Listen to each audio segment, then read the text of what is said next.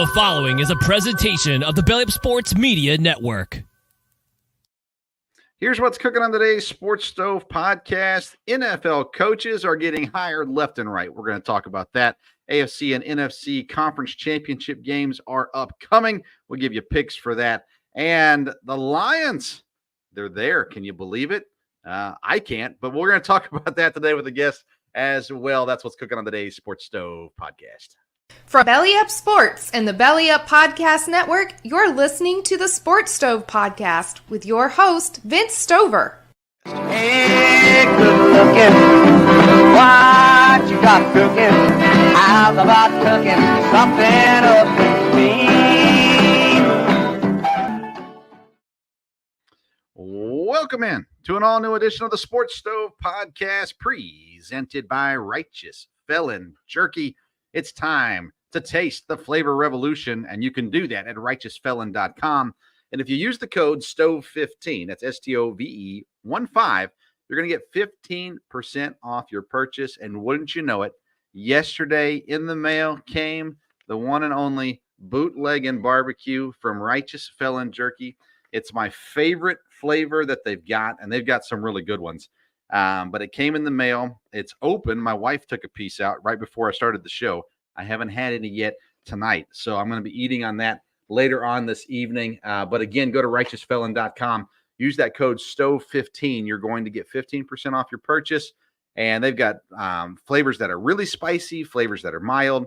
But every single package of jerky you get is incredibly tender and so wonderfully made. You're going to enjoy the flavors as well as the texture.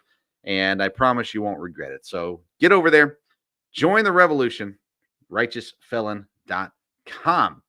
We've got so much to talk about today. I'm Vince Stover, by the way, your host. My dad normally joins me on Wednesday nights, under the weather tonight, so he is not going to be with us tonight. But that's okay because we've got a guest that's going to join us here this evening. He's been on the show once before, and he's back again for another rousing conversation about especially Detroit sports right now. He's the one and only Lou Gamelin. He's from the Captain Lou's Extravaganza, on the Belly Up Sports Network. Lou, how you doing, man?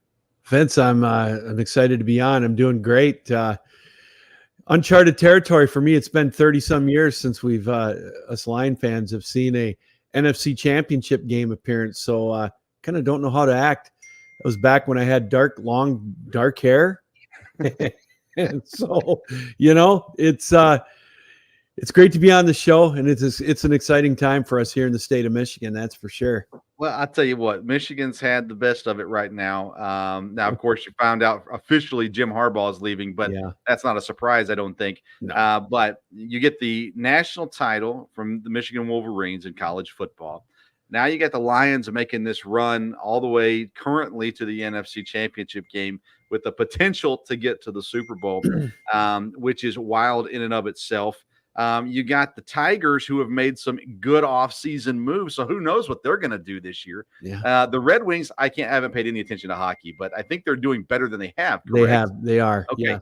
So there's positive movement in Michigan right now. What's in the water? Finally, good, clean water in Michigan, apparently. Boy, I guess so. I got to tell you, it reminds me a little bit of 1989 when the Michigan Wolverines won their only NCAA title in basketball, and then the Pistons a couple months later won their first world championship in the NBA. Maybe that'll be the same way here. It's going to be a tough task this weekend going to San Francisco, but I don't know what to make of it, and but it's an exciting time. Dan Campbell has turned the culture around in Detroit, something like we said, the likes that we haven't seen a lot of folks in their lifetimes around here. And so, it's again, just enjoying it while we can. So let's start earlier on in the NFL season. What were your expectations for the Lions this year? Well, it's funny is we talked about it on our show quite a bit. How is Detroit going to handle being the hunted instead of the hunters? Because just about every national media publication and network had Detroit winning the division. And Detroit hasn't been picked to win a division, maybe once last decade when they were 11-5 a couple of times, losing out to the Packers or whatever. So that was my big question. How are they going to handle success? And I honestly had them picked to win the division. I thought they had, on paper, they had the best talent level. Their defense scared me. It still does, obviously. But I thought that if they played smart and stayed injury-free, I could see them winning 11 games, in either winning the division or getting a good seed in the wild card round, as a 5th seed or whatever. But Minnesota took a step back. Green Bay started out slow, and Chicago. So it turned out all right. So I honestly thought they could go 11-6 and contend to possibly win a playoff game. I didn't see them going to the NFC title game. So this is a bonus for me, and I'm excited, obviously. Yeah, I mean, so I admit I was not a believer in Detroit. Dan Campbell, I can respect him. I can respect who he is, his personality, all that kind of stuff. But the rah-rah guys, they just don't get me going a whole lot, especially at the professional level. And so Jared Goff, same thing. Jared Goff, I've always looked at him as I put him in the Alex Smith category. Really good, solid. He's been there, he's done that. I never saw him as the guy that could put them over the top. I thought Detroit was a quarterback away, and that's fair. He's there though. It's not his first time there either, as he went with the Rams, but he's there. And let's be honest, their offseason acquisitions, if you want to, including the draft, who would have thought that Sam Laporta would have the input that he's had? Brian Branch, I knew was a steal in the second round. I said it all summer. This was a guy to watch for the Lions. I thought he should have been a first-round pick. So, Brad Holmes did wonderful with that. Gibbs, I thought he was a decent pick. But still they're rookies, right? Yeah. And, Campbell, the linebackers had his moments, but he's done well. I didn't see that kind of impact out of the rookie class. And Montgomery, has made a lot of people forget about Jamal Williams quickly. And Goff, he's looked so solid. Now, what cracks me up, Vince, is the one stat about when he's under pressure, he makes mistakes. Yeah. Name me, a quarterback besides maybe Lamar Jackson or Patrick Mahomes that doesn't make mistakes when they're harassed. I mean, look at Jordan Love and Brock Purdy in the other game last weekend. Yeah. I mean, Baker Mayfield. So, it's I could see why a lot of people would not be so trustworthy of Dan Campbell and his rah-rah attitude.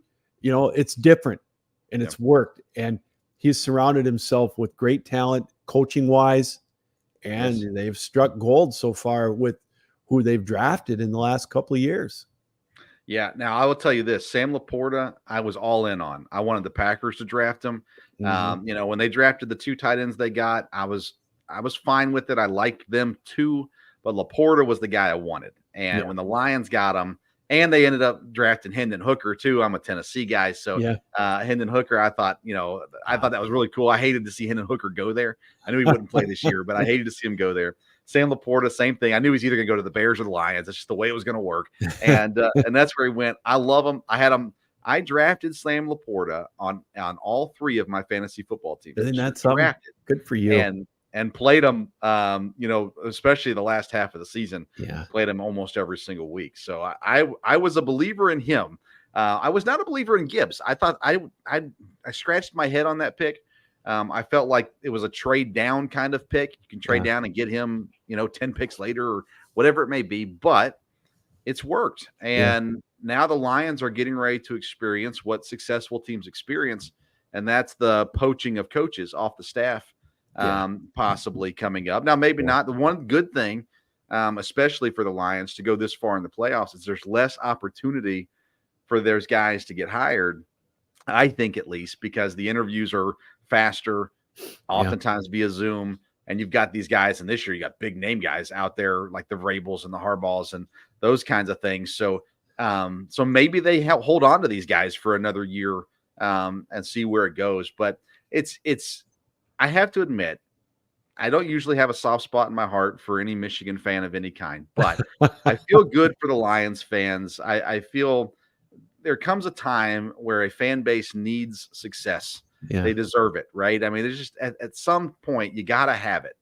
and the Lions fans, I feel for you guys, and I'm happy for you. Legitimately happy for you guys. Now I've got fans. I've got in-laws that are Detroit fans. I've got friends that are Michigan fans and Detroit fans. They never talked about Detroit a whole lot, but they have this year. They do every Thanksgiving, and they have this year as well.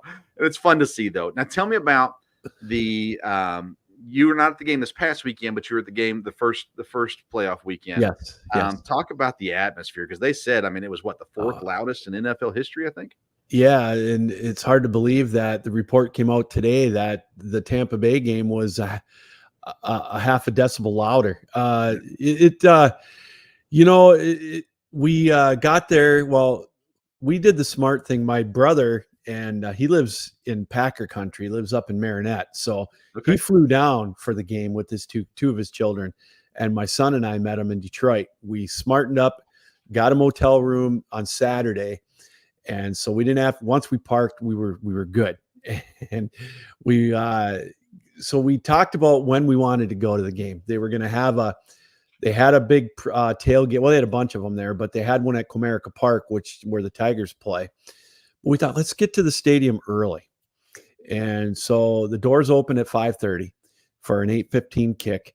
And there was already probably 10,000 people waiting to get in at 5:30.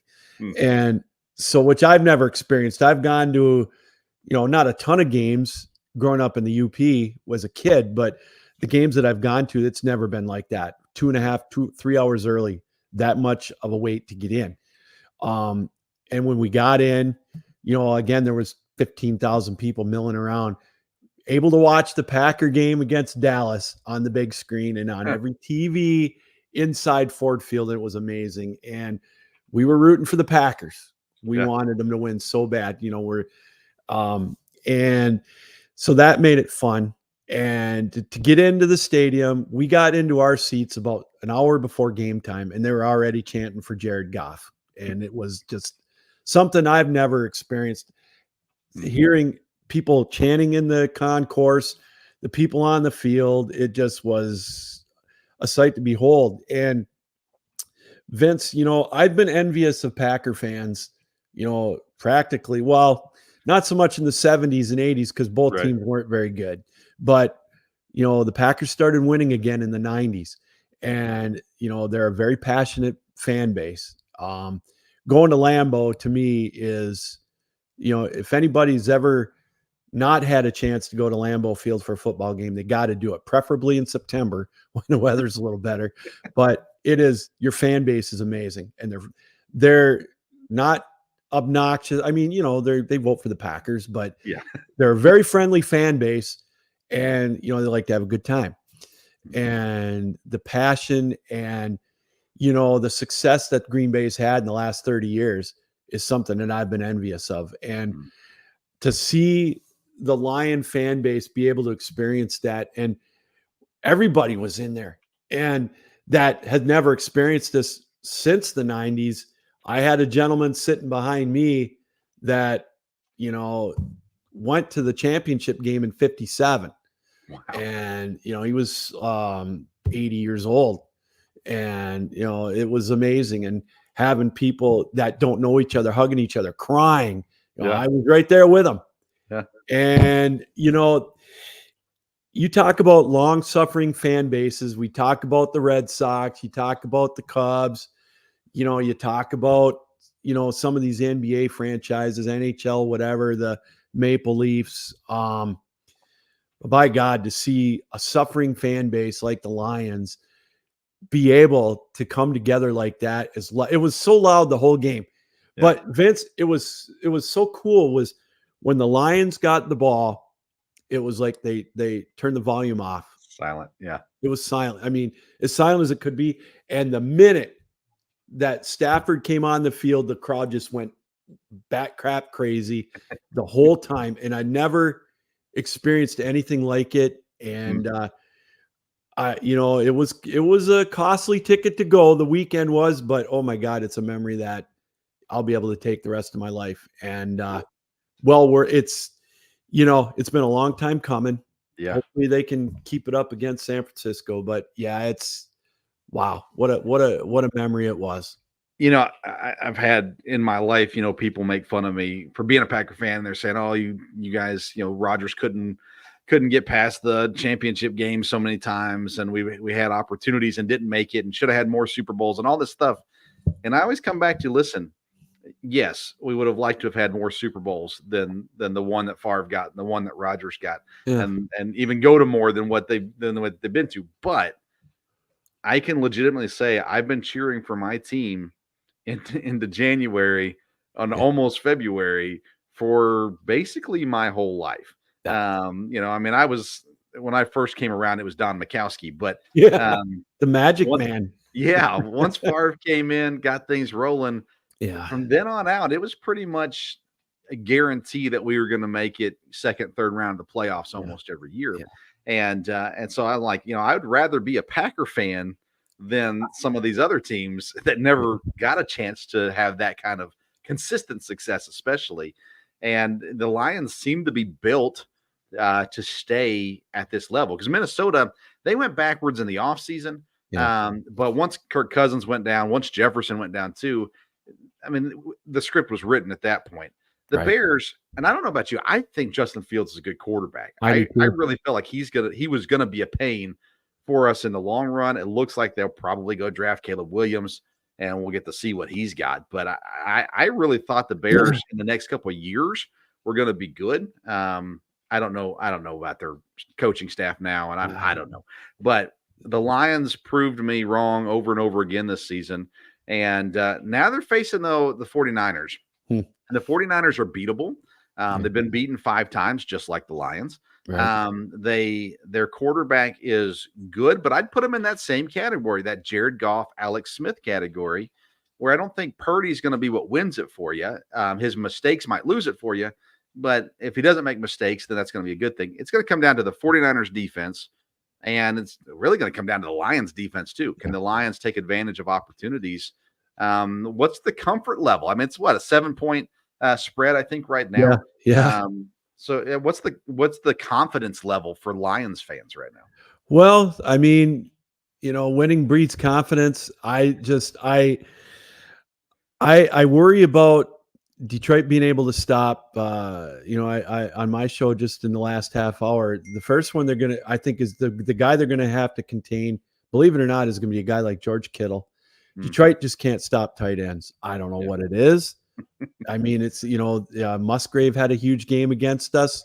Tight ends just have their way with Detroit, and that's going to be a key. Now, I don't want people to fall into the false narrative. If Debo can't go, Detroit's automatically going to have the advantage. I mean, they're going to be able to throw the ball deep to Ayuk on Cortland Sutton or Cam Sutton or whatever is Cam Sutton. Yeah. The guy just has had such a rough time. I think he's snake bit. He's a decent talent, but he's been burned so many times. And, Jordan Love took advantage of it on Thanksgiving. I mean, I think the confidence level is about 60-40 that Detroit can win here in Detroit anyways. Yeah. That's how my level of confidence is. I don't want to use the house money analogy, but I think Detroit is getting to that point. Yeah. I think they can win. You're right. Their defense, they've got to take, that's a great point you brought up, Vince. They got to take advantage of the opportunities. And I don't want to, belabor a point that I know you as Packer fans and whatnot have been beating each other up, probably was the inability to take advantage of red zone opportunities in the first half. Detroit can't kick field goals against this team and expect to win. And I mean, I thought Jordan Love played well for 3 quarters. Yeah.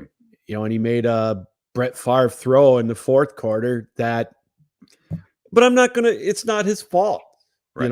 To me, the defense just couldn't stop Purdy in the end. And, it's but yeah, to a long-winded answer, I think Detroit, if they got it, I think they can score. I think that they can, I think they can run on San Francisco. Aaron Jones proved that. Yep. And I think that they can get Laporta involved, and I think they can get Amon-Ra involved. My biggest worry, and I still don't understand why Tampa didn't do more of it, is if they can handle the pressure, the 5-man rush or whatever, the edge. Yeah. And, that's if he gets any kind of heat on him, that's what I'm interested to see. That's going to be the key. Well, Green Bay, they dropped 2 interceptions. They hit him right in the chest. And when Savage dropped the first one, I just said, that's going to come back to haunt us, because I felt like that was a pick six. They dropped another one they should have had. The missed field goal, I mean, I called that one too. I hate Andrews Carlson. The moment they drafted him, I didn't understand it. Yeah. I was so anti that. But you mentioned that house money idea. So my dad's philosophy is a team like Detroit in this situation, they're playing free. There's not nerves as much as there's no pressure. No, if they lose, they've still had a successful season. Right. There's still a wonderful story, all this kind of stuff. San Francisco, on the other hand, if they lose, it's going to be they lost to the Lions. Like, I mean, San Francisco is going to have that pressure. And so if Detroit can be ahead or even just close heading into the fourth quarter, that will tighten San Francisco up and give the opportunity there to take advantage of that, that pressure that's going to be on San Francisco. Now, it is in San Francisco, which helps the 49ers for sure. And that defense that has played one of the best defenses in the league, yet they've had moments, San Francisco has, where they just haven't shown up on defense.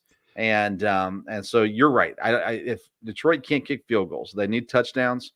And if they run the ball effectively, which again, the Packers were able to do, Montgomery's good enough, Gibbs is good enough, they can control time of possession, all that good stuff. And you're right too. Yeah, Debo out definitely hurts San Francisco, but San Francisco's, they've got a lot of weapons. Oh boy. So having Debo gone is not the end of the world for the 49ers. 100% agree. A guy like Jennings and Ayuk and, McCaffrey, obviously. I mean, Detroit's going to have to do a stranglehold on him. And I like your point about pressure too. And I think Kyle Shanahan's got a little pressure on him. Yeah. He's, been touted as the genius, but I mean, how many big games has he actually won? And I think that's on him now. Winning this game against Green Bay was big for him, but they're expected to go to the Super Bowl. And he blew that Super Bowl when he was OC in Atlanta, and they had their opportunities. So yeah, I think the heat's on them a little more than Detroit. Now, sounds like the weather's going to be a lot better than it was for you guys out there. They're talking 65 degrees at kickoff and no rain. So, I mean, that's huge for Detroit. So, I mean, I can't wait. It's going to be a lot of fun. I'll have my chicken wings ready to go. I was going to ask that. Yeah, I was going to ask that. I was going to say, what's on the plans for the food spread? Because I mean, this is a hopefully for you guys, not once in a lifetime, but I mean, this is a once in an every blue moon at the moment for you guys. So I'm sure there's a big spread planned. Oh, there is probably chicken wings and maybe a little pizza. I'm not sure who we're watching it with. They're having a watch party at Ford Field. It's sold out within 3 hours. Nice. And I swear to God, somebody on StubHub was trying to sell their tickets for $4,500 a piece just for the watch party. Bowl.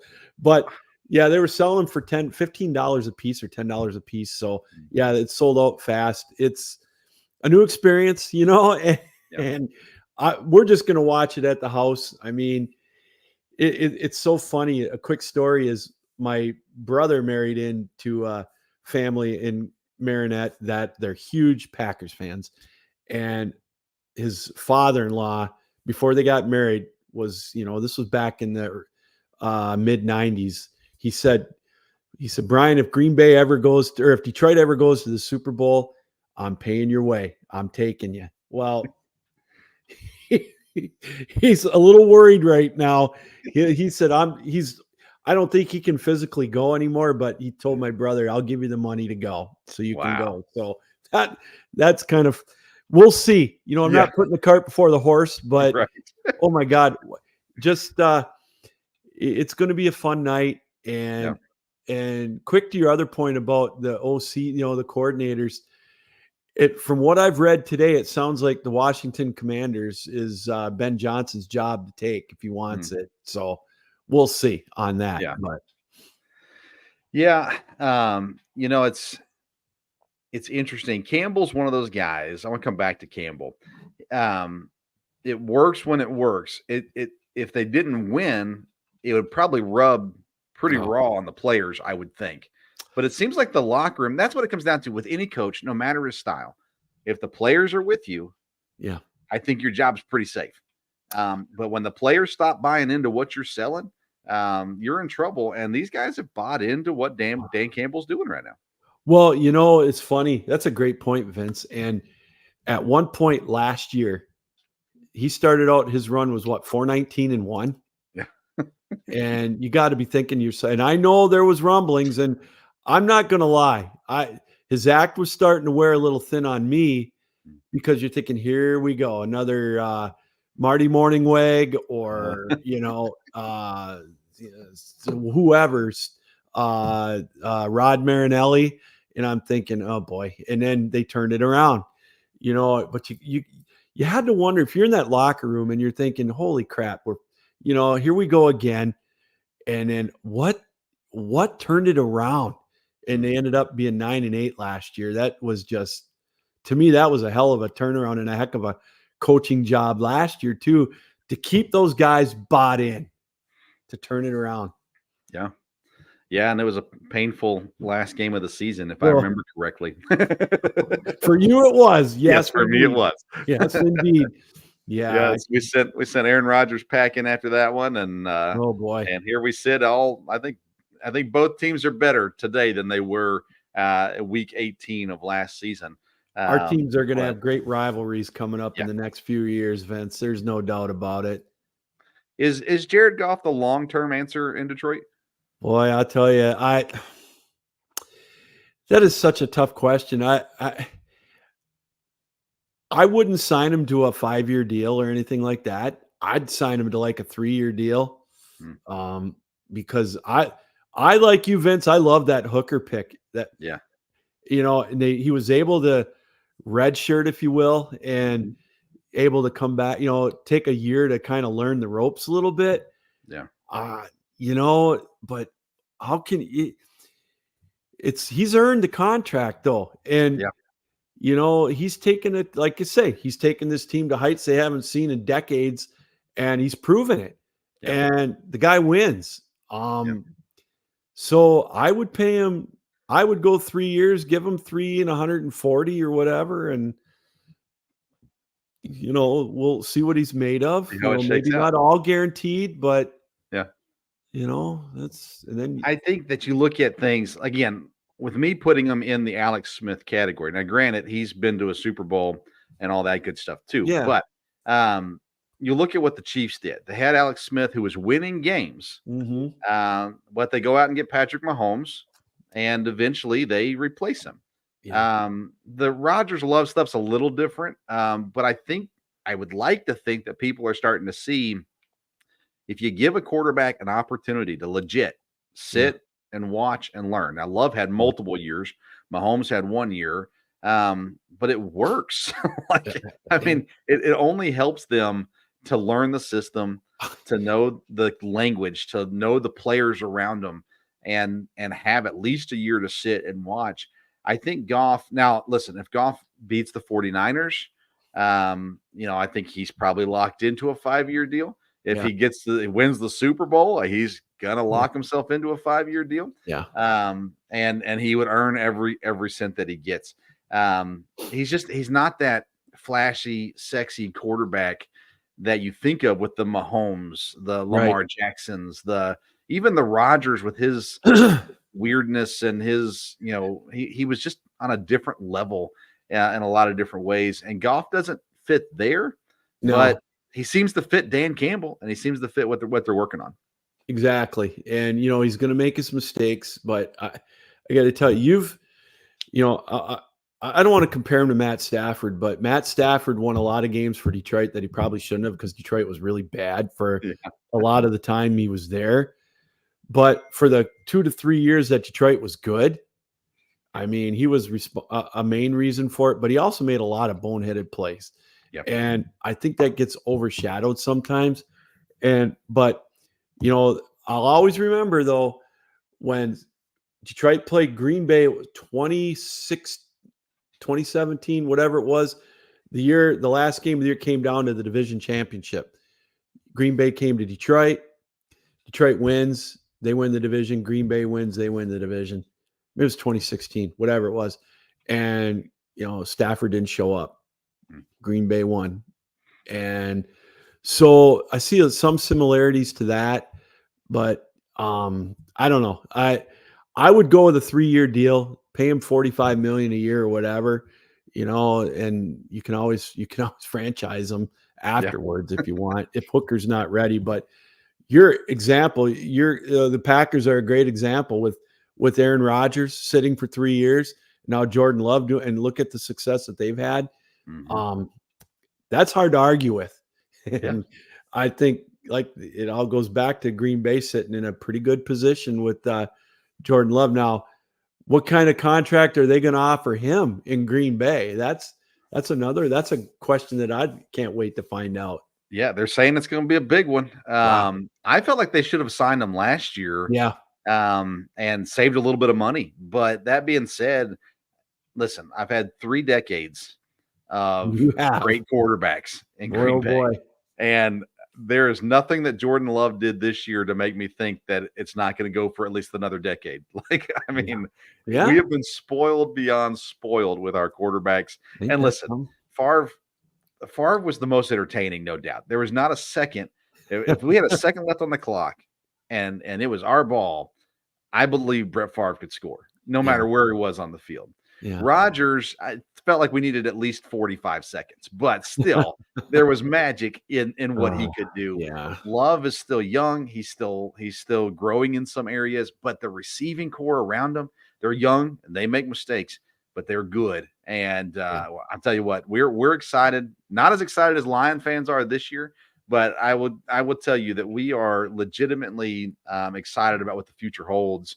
And but I really wanted to play at Detroit this week. That's what I was really hoping for. That would have been unbelievable. Yeah, I don't know if the city could handle that. They'd sure try, but oh my God, it would be the Packer fans coming down for that game or coming over would. Yeah. Oh my God, it would be.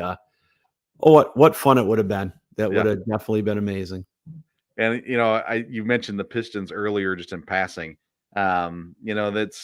There needs to be a relief from that. Oh my God. My son is such a diehard Pistons fan, and my heart aches for him to have to go through this. I said, dude, now you know what it was like for us in the Dick Vitale coached years of the late 70s. We were so bad. Oh my God. It took, it was the darkest before the dawn. Oh my God. It is. Oh boy, the bottom is definitely falling out. Talk to me about Chiefs and Ravens, though. Other side of the story right now. Chiefs get the win over the Bills in a wild game. The Ravens have been the team this year. They've done it quietly too. They've not been loud about it. They're going to have the MVP. There's a good chance they're going to the Super Bowl, and yet we've talked about the Jaguars this year. We talked about the Texans. We talked about the Chiefs, the Bills, the Dolphins, all these teams, and the Ravens just kept on winning. So hosting against the Chiefs this week, Chiefs have started to look like the Chiefs again over the last couple of weeks. How do you feel about that game? Well, it's hard for me, to pick against Patrick Mahomes. I mean, he had a chip on his shoulder last week, with everybody saying he couldn't win a road game in the playoffs, and obviously they did. But I just look at Baltimore, and they just look so complete. The way they manhandled San Francisco a month ago or whatever it was on Christmas night. And Lamar you talk about another player playing with a chip on his shoulder. He's the MVP. He's probably going to rush for 100 yards against Kansas City. They were rusty in the first half because he didn't play, but boy, they just manhandled Houston. I think it's going to obviously coming down to which defense can stop the other quarterback. And, I was asking some Kansas City people, give me an unsung hero. And, they really didn't have one that's going to have to step up to stop Baltimore. I mean, I honestly think, Kelsey will get his yards. There's been really nobody that's been able to contain Lamar. Right. And I just think, I don't see Kansas City's defense doing it. Buffalo should have won that game only in regards to, Diggs not dropping those passes and Allen obviously not completing the last one, but in a missed field goal maybe. But I just think that Lamar is playing that much better than Josh Allen, who's had a great year. And I think that Baltimore is just a little too, just totally as a team, a little bit better with Lamar on top. And I think it's going to be a 7-point game. I think Baltimore is going to win something like 27-20.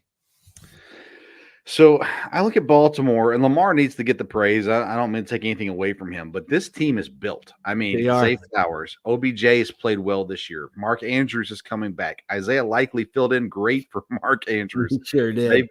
They've got guys there, and they hadn't done that the last several years.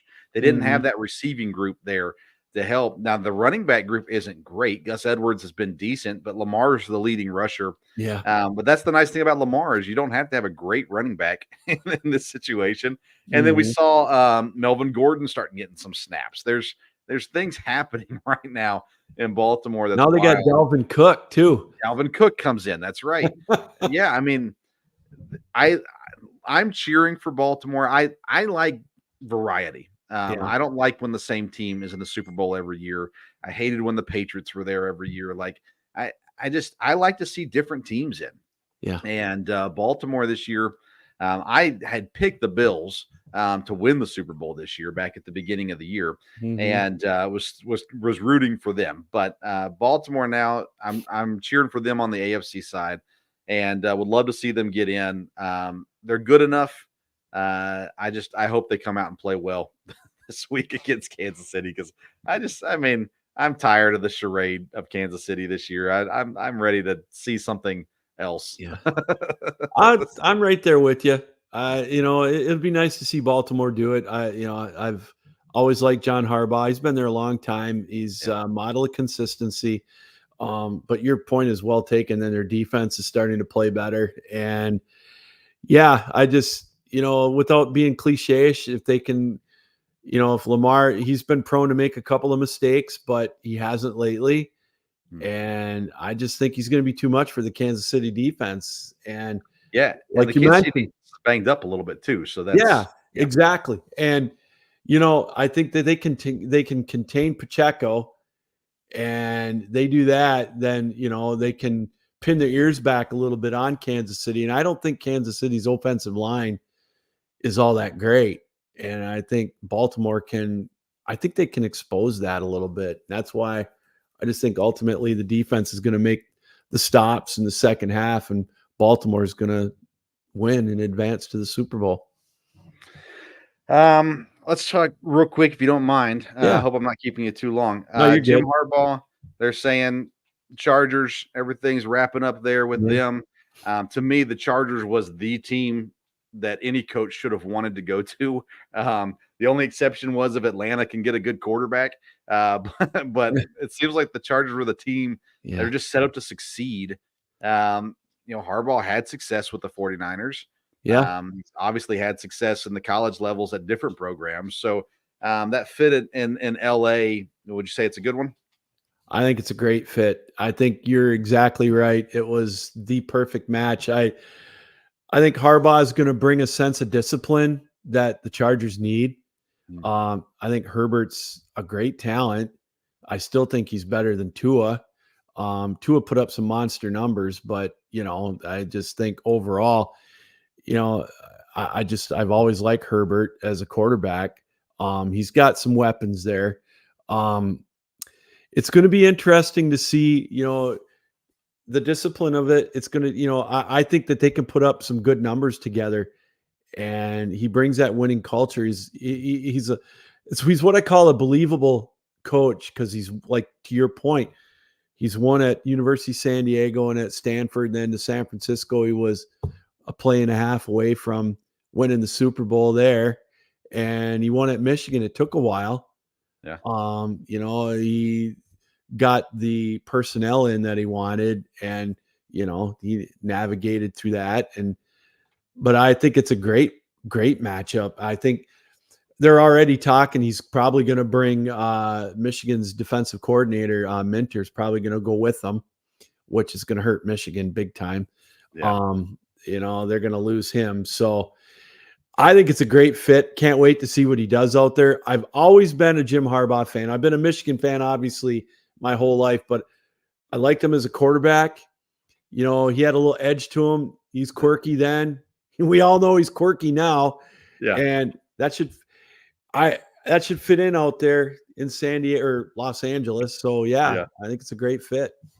Yeah, I'll admit he's my least favorite of the Harbaughs, but the Harbaughs as a whole are just a cool story. The dad and the experience that he has, John and Jim both having success, I think is neat. I'm all about family succeeding, and I think that's cool. And I think it's good. I think him winning this year definitely is going to help him walking into that locker room. Oh, yeah. Although he shouldn't have had to have win to have the respect of those players, but I think it's guaranteed now he has the respect of those players. Yeah. And I think he can come in and do some things. And listen, so I work closely here with the local university covering EKU sports, and I get a chance to chat with the football coach and the basketball coaches and things. College coaching right now is not fun. Oh my gosh. I can't imagine. It's it pays well, but it's not fun. Like, I mean, the transfer portal alone has, I had a coach tell me, he said, we're not allowed to go on vacation. He said, because there's no limitations on the portal, and we have to constantly be in contact with our guys and with other guys. And he said, there's no time to rest for the staff. And so Harbaugh leaving now makes a ton of sense. Now, my dad is a little bit of a conspiracy theorist where he ties it into the investigation getting called off. And, he made a deal with them that, hey, I'll leave if you don't pursue any further and all that kind of stuff. I don't know about that. But either way, this is the time for him to go. He succeeded. 100%. He won. He brought his university back to the top. And now he can go and live a much easier life in a much more comfortable city and enjoy the rest of his time coaching in California. It's so funny is, your part about the transfer portal and the NIL, it always harkens to me about how some college coaches in sports, like, John Beilein, I'm just using Michigan examples, John Beilein or Tom Izzo at Michigan State, don't want to coach millionaires. Well, now they are in college. I mean, you look at some of this money that, like Arch Manning's making, or Quentin Ewers made at Ohio State before he even played it down, and he didn't even play it down there. Yeah.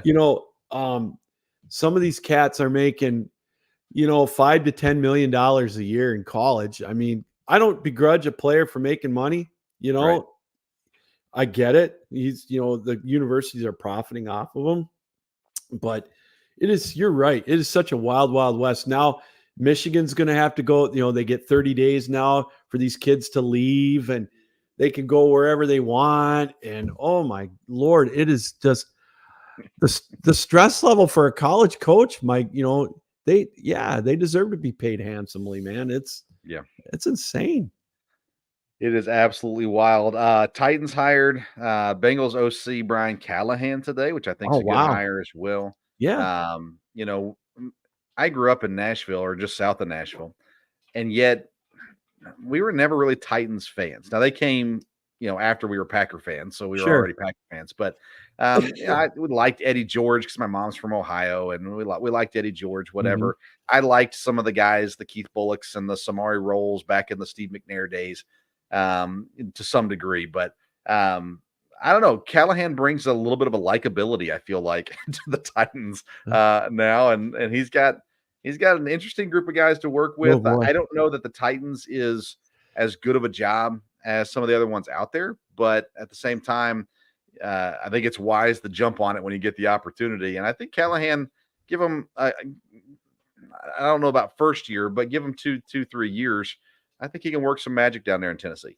I honestly think it's going to take that long. I look at, and again, I'm not down there. You're closer than I am, but it just from an outside look, it just looks like they're a team in flux right now with the quarterback situation. I love the kid they got, the rookie. I think if they give him an opportunity, I think he could be decent. But it just doesn't look like, their running game is going to be shot. Right. I mean, what's his name's not going to be there anymore. Derrick Henry.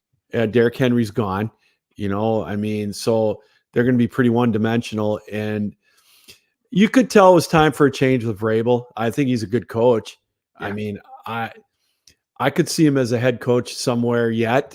I don't, but if not, he'll take a year off and he will be a head coach. I mean, he could go in the booth and make $5 million and then decide, but yeah, that's going to be an interesting situation. Now, let me ask you, what do you think is going to happen in Atlanta? Do you think Belichick's a lead pipe cinch?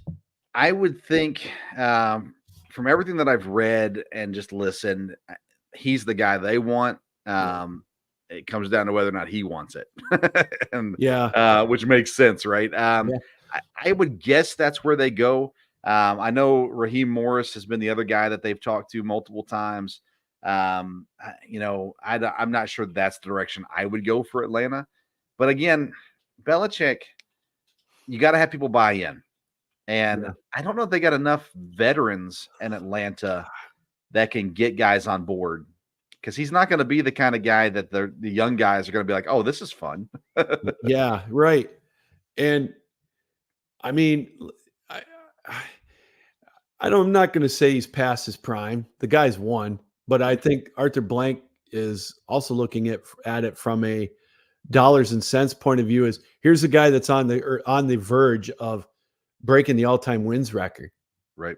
And I think that he would love nothing better than to have him in coaching in Atlanta to do that. It might take 3 years, hopefully for him, not.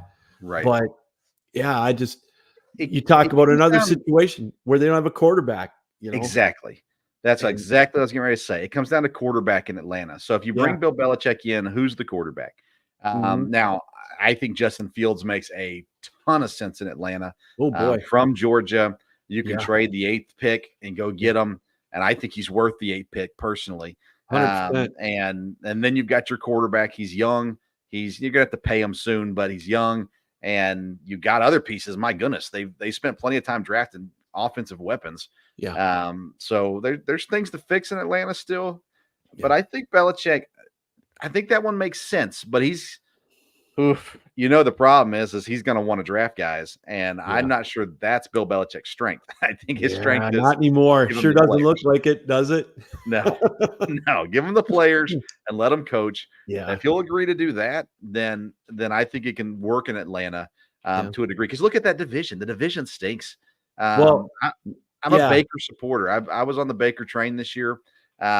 I like Derek Carr even.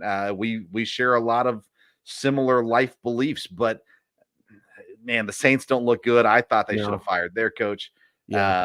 Carolina is a ways away. I mean, we were just talking about that in the NFC South.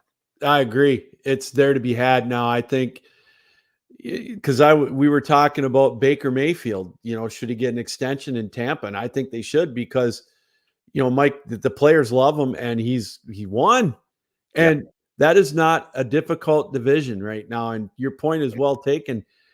Belichick could go in there with a halfway decent quarterback like Fields and win 9-10 games. Get him back in the playoffs. I think Baker needs the deal you were talking about with Jared Goff. Yeah. 3 years. Sure. I am 40 mil a year. Yep. And play out the next 3 years with them. And after that, it might be worth re-signing him after that, but you can commit to 3 years of Baker Mayfield. He's proven, and Mike Evans supports him. which means Yeah. you sign Baker, you got a better chance of signing Evans. I mean, there's a lot worse Tampa could do than Baker Mayfield. And they like playing for Todd Bowles, and I Yeah. think that's big. Yeah, I agree. Yeah.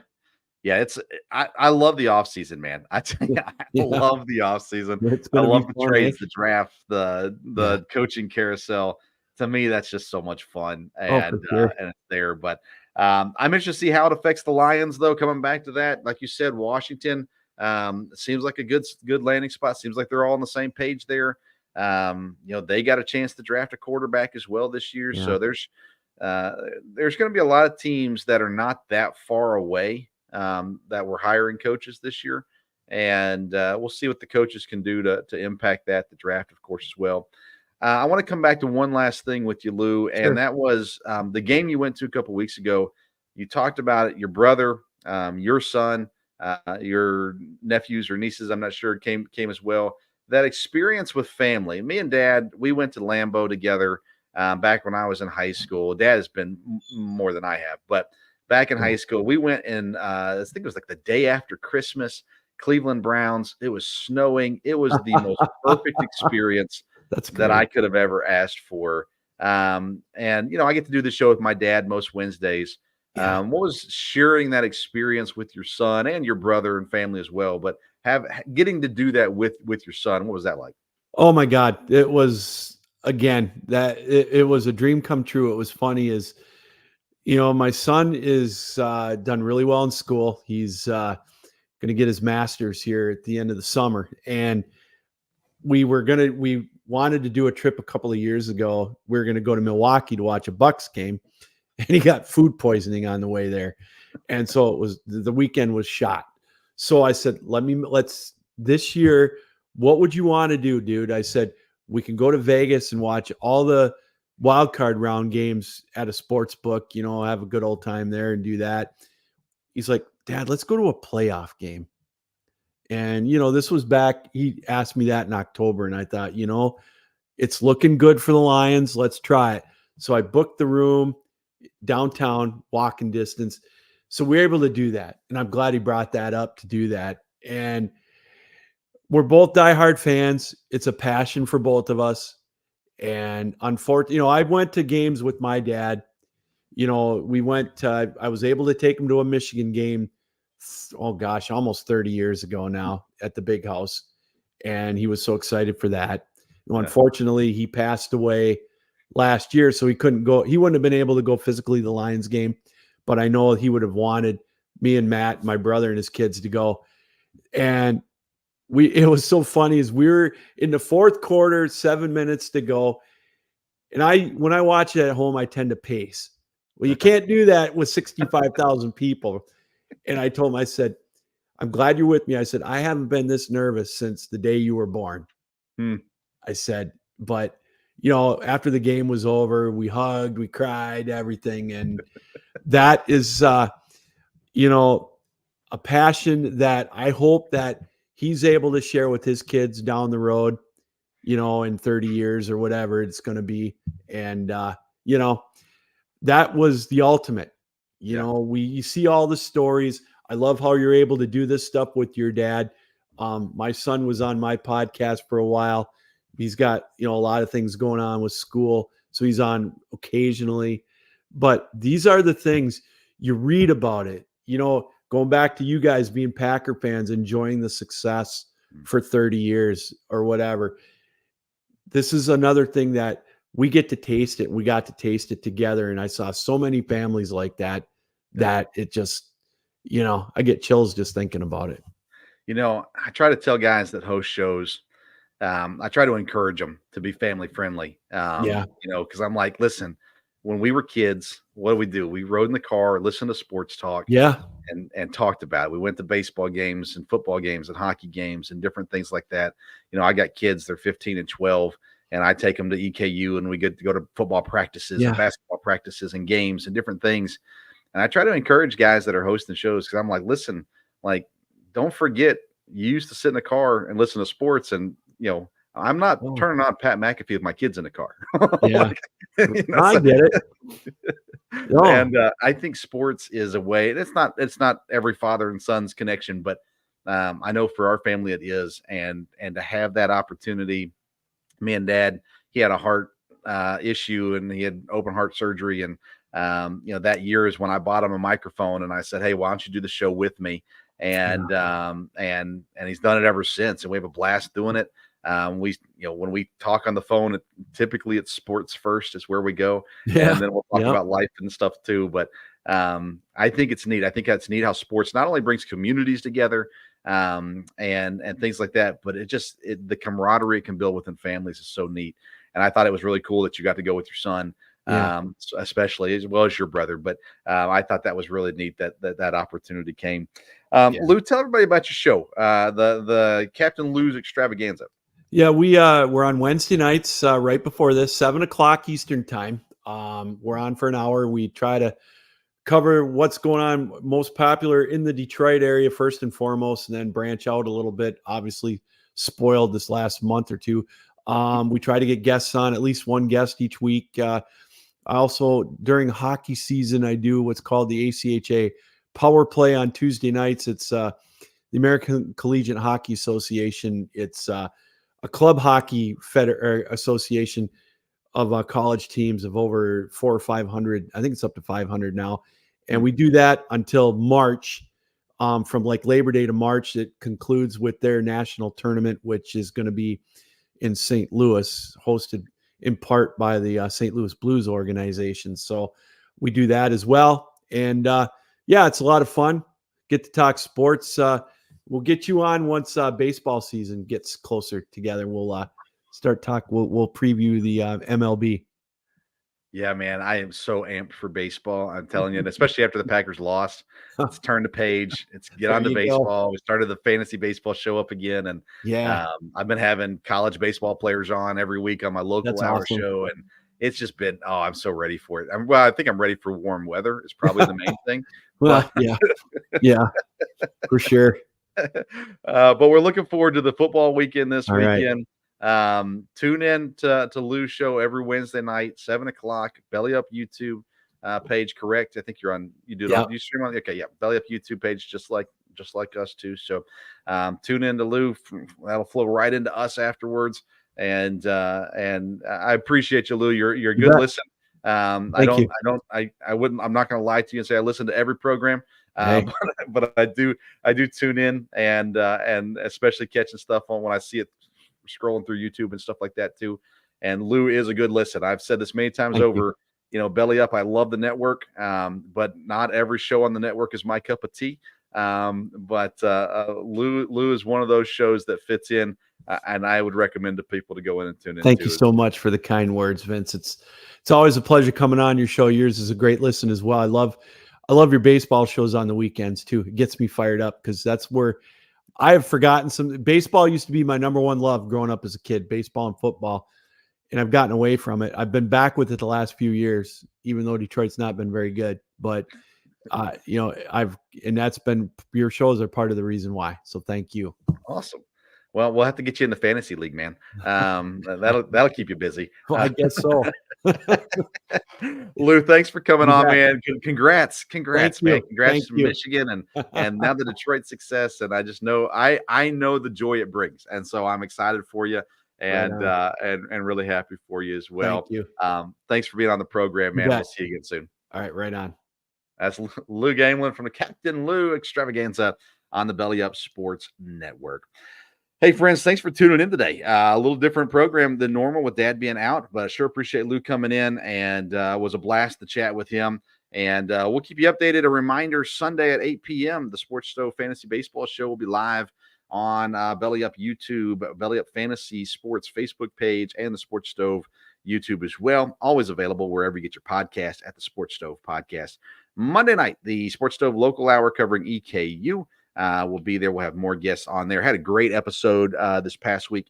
The catcher from the baseball team, one of the girls from the basketball team, and a guy from the basketball team as well on the program. So go back and listen to that. And then next Wednesday, I'll be back here with my dad talking Super Bowl and talking about who's going to the Super Bowl.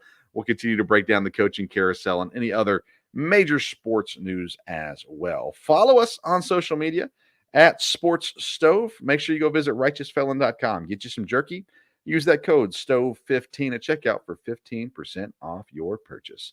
Thanks for tuning in to tonight's edition of the Sports Stove Podcast. Until next time, we'll see you around the Sports Stove.